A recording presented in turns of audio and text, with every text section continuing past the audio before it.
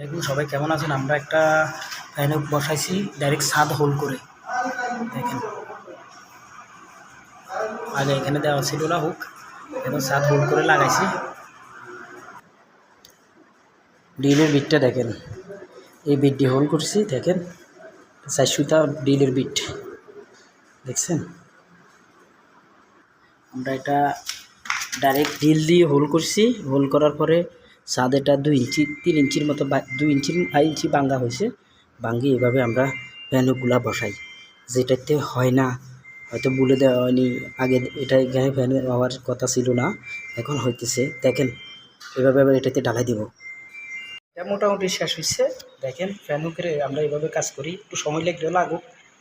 আপনারা ইলেকট্রিশিয়ান ভাইরা এভাবেও কাজ করতে পারেন। আর রল বোর্ডে তুন এটা ভালো হবে আমি মনে করি, এটাতে জীবনে ছুটবে না। এটা একটা ইনশাআল্লাহ, এটা একটা ভরসা। তো সবাই ভালো থাকেন, আল্লাহ হাফিজ।